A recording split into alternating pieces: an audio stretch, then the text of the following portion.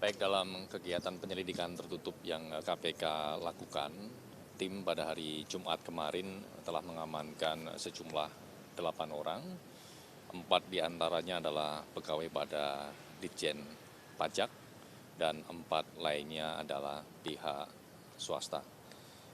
Para pihak diamankan di sejumlah lokasi di wilayah Jabodetabek. Dalam pengamanan tersebut, tim juga menyita barang bukti dalam bentuk uang tunai, baik rupiah maupun mata uang asing. Selain itu, tim juga mengamankan logam mulia, di mana nilai dari uang dan logam mulia yang diamankan tersebut mencapai miliaran rupiah. Saat ini para pihak yang diamankan masih terus dilakukan pemeriksaan secara intensif pada tahap penyelidikan. Silakan. Kegiatan ini terkait dengan dugaan modus pengaturan pajak di sektor pertambangan. Itu yang terkena OTT dari pegawai pajak 4 orang itu dari pegawai pajak. Kenapa? Dari pegawai pajak. Untuk detail siapa-siapanya nanti kami akan update secara lengkap.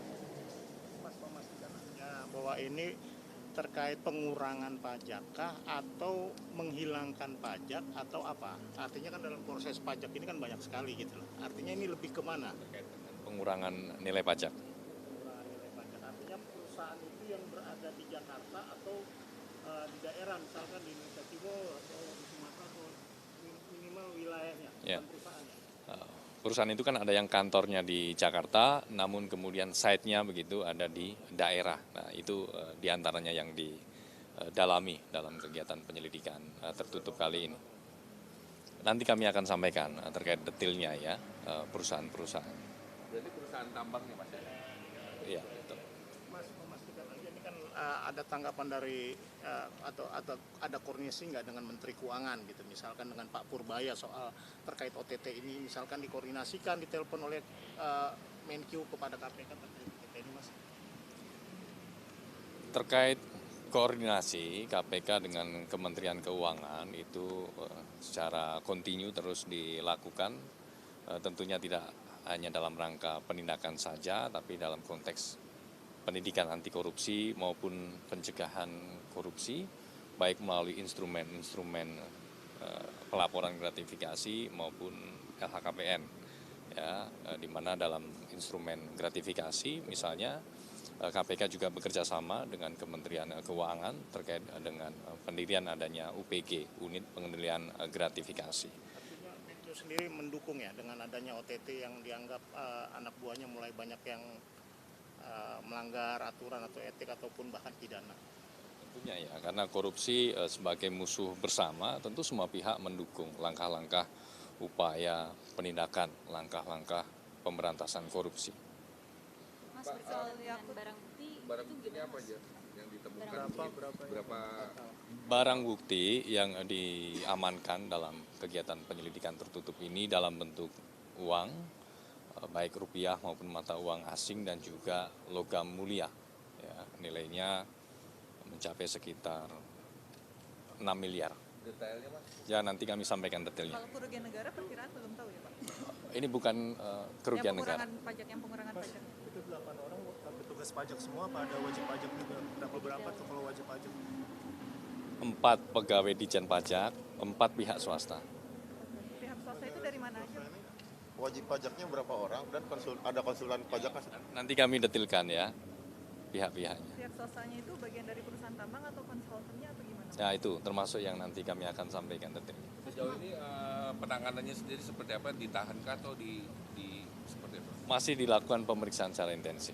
Kemana katanya berarti 88-nya di kantor Kenapa? di kantor pajak Jakubnya. Kenapa? OTT ke 8 pegawainya ini. Kenapa? OTT-nya Lokasinya? Iya, Terkait dengan lokasi penangkapan ada di sejumlah wilayah di Jabodetabek. di malam hari kemarin itu, Mas. Ya, Jumat malam. Kalau logam mulianya dari rumah siapa? Mas? Ya, nanti kami detailkan ya pada saat konferensi pers. Please sedikit. Ntar dulu, ini kita konteks kegiatan penyelidikan tertutup. Bahwa yang diamankan itu kepala bagian penindakan dari pajak. Nanti kami sampaikan ya detailnya. Minimal ada kepala wilayah Jaktim nggak sih Mas? Minimal itu ada nggak? Bukan. Kalau ada kedipin matanya nggak usah jawab. Ada lagi? Cukup sementara ya. Nanti kita update lagi, karena ini nanti akan dilakukan expose untuk memutuskan ya status para pihak yang diamankan. Malam ini. Jam berapa Mas? Ya nanti kami update lagi. Oke, teman-teman bisa istirahat dulu. Mas kami Yakut nih, Mas. Kenapa? Soal Yakut update Ya, kan kenapa? sudah ditetapkan tersangka, kapan Ya. dilakukan penahanannya?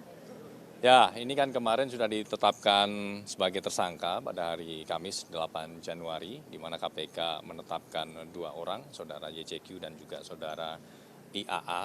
Nanti penyidikannya juga masih akan terus berprogres, karena penyidik juga masih menunggu hasil hitung dari BPK untuk nilai final kerugian keuangan negaranya. Pak, tersangka swasta kenapa belum ada? Ini kan terkait kerugian negara, pasti aset recovery-nya dari pihak yang diuntungkan. Ya tentu terkait dengan penetapan tersangka berdasarkan peran dan juga perbuatan melawan hukum dari pihak-pihak tersebut. Ya, untuk kemudian KPK sampai dengan saat ini menetapkan 2 orang tersebut sebagai tersangka. Ada kemungkinan akan tersangka lain nggak? Ya kita tunggu nanti, kita tunggu perkembangannya. Saat ini kita masih fokus dulu penyidikannya untuk 2 orang yang sudah ditetapkan sebagai tersangka. Pasalnya Mas, pasal. Perkara apa? Perkara haji pasal 2 pasal 3 Rencana Selasa ya? terkait dengan kerugian keuangan negara. Rencana Selasa panggil Yakut. Ya, nanti kami update ya, jika sudah ada jadwal pemanggilan, kami akan sampaikan ke teman-teman. Tadi kenapa belum ditahan, padahal udah tersangka? Ya, tentu penahanan itu kan kebutuhan penyidik, jadi nanti kita tunggu ya perkembangannya, nanti kami pasti akan sampaikan. Laporan BPK itu ditargetkan kapan Mas selesai? Ya, ini masih terus dilakukan koordinasi secara intens dengan kawan-kawan auditor. Memastikan aja ini kan pasal 2 pasal 3 terkait kerugian negara. Artinya kan bahwa ini penyelenggaraan haji ini melibatkan banyak pihak, 400 lebih travel, kemudian 13 asosiasi. Apakah memang belum ditemukan dugaan misalkan kickback atau pemberian suap ataupun gratifikasi kepada Yakut dan pejabat lain, Mas?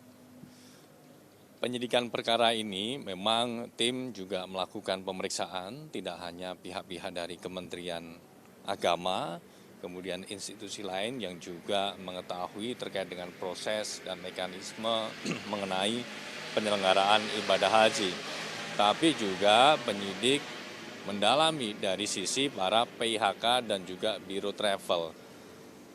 Mungkin sekitar 400-an biro travel yang juga sudah dilakukan pemeriksaan secara intensif oleh penyidik dan juga oleh auditor BPK dalam rangka penghitungan kerugian keuangan negaranya. Mengapa KPK penting melakukan pemeriksaan terhadap biro travel dan PIHK? Karena mereka yang di lapangan melakukan jual beli kuota haji tersebut. Mereka yang melakukan penyelenggaraan ibadah haji bagi para jamaah. Termasuk juga berkaitan dengan dugaan aliran uang dari para PIHK dan Biro Travel ini kepada oknum-oknum di Kementerian Agama. Nah, oleh karena itu, ini masih terus didalami, termasuk KPK juga menyampaikan apresiasi dan terima kasih kepada Biro Travel yang sudah kooperatif memberikan keterangan sejujur-jujurnya kepada penyidik, ya, sehingga perkara ini kemudian menjadi terang benderang.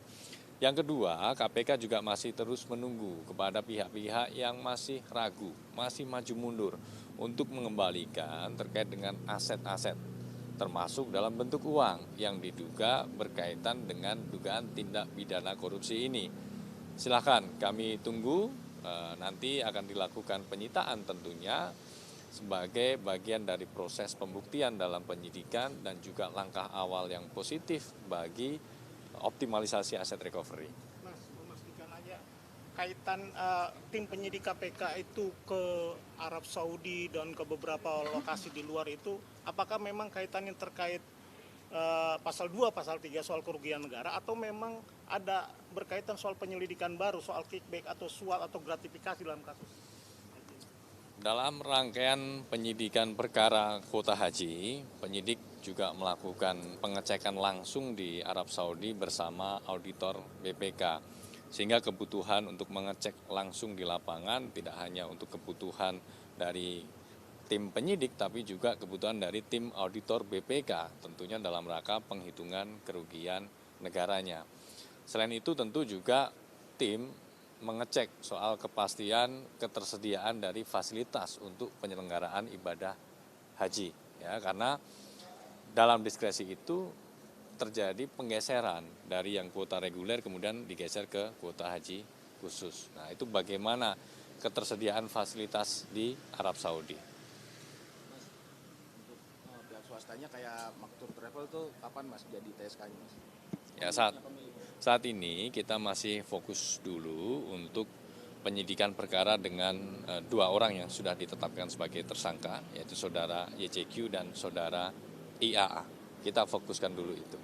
Mas, kalau keuntungan yang didapat YCQ itu udah ketahuan belum sih berapa dia dapat keuntungan? Nanti kami akan sampaikan secara lengkap ya, terkait dengan konstruksi perkaranya, kronologinya, kemudian peran-peran dari para pihak yang sudah ditetapkan sebagai tersangka. Mas menegaskan berarti kerugian negara ini terjadi karena terjadinya pergeseran 938 dengan ke 50-50 aja ya? Jadi perkara ini bermula dari tambahan kuota haji yang diberikan pemerintah Arab Saudi kepada pemerintah Indonesia.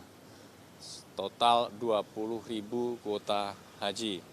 Dimana kalau kita merujuk splitting dari kuota haji itu kan seharusnya kalau merujuk ke undang-undang 92% untuk reguler, 8% untuk khusus. Terlebih pemberian kuota tambahan ini adalah untuk memangkas panjangnya antrean ibadah haji di haji reguler. Namun kenapa kemudian dilakukan diskresi yang menyimpang dari ketentuan perundangan. Diskresi pembagian 50-50, 50-50. Nah, ini kan kemudian berdampak pada jumlah kuota yang dikelola oleh Kementerian Agama berkurang dari yang seharusnya 18.400, ya, 92%-nya 20.000 menjadi hanya 10.000. Sebaliknya, kuota sebanyak 8.400 ini kemudian bergeser ke kuota khusus. Maka kan kemudian efeknya adalah kuota haji yang dikelola oleh Biro Travel dan PIHK ini bertambah secara signifikan dari 1.600 menjadi 10.000 atau bertambah sejumlah 8.400 kuota. Clear berarti artinya dugaan korupsinya tetap satu T atau gimana hasilnya? Nah, ini kita masih sama-sama tunggu, kita hormati proses hitungnya di BPK. Tentu nanti akan segera disampaikan kepada KPK hasilnya berapa. Imbauan pengembalian dana tadi dari pihak PIHK kan sejauh ini baru 100 miliar ya. Nah 100 miliar itu termasuk travelnya Khalid Basalamah nggak sih atau di luar itu? Termasuk itu. Totalnya baru 100 miliar. 100 miliar. Belum ada penambahan. Belum. Kita masih sama-sama tunggu ya. Jadi PIHK, Biro Travel yang belum mengembalikan aset-aset yang diduga terkait dengan perkara ini, silakan jangan ragu lagi. Progres penyidikannya sudah sangat positif, KPK sudah menetapkan 2 orang sebagai tersangka. Menegaskan aja, kalau travel yang nggak balikin bisa naik ke penyidikan atau diminta pertanggungjawaban. Terus kedua, berapa banyak sih travel yang Badung itu? Ya, Ada ratusan? nanti detailnya kami sampaikan ya saat konferensi pers nanti ya. Ya, bau-baunya aja lah. Ya, nanti kami sampaikan lagi. Ada lagi? Khalid Basalamah udah semuanya mas. Pengembalian dana dari travelnya Khalid Basalamah udah seluruhnya atau masih tertanggung? 10 miliar Nanti semua. kami akan cek ya jumlahnya berapa. Nunggu BPK aja. Ya, cukup ya. Oke, makasih.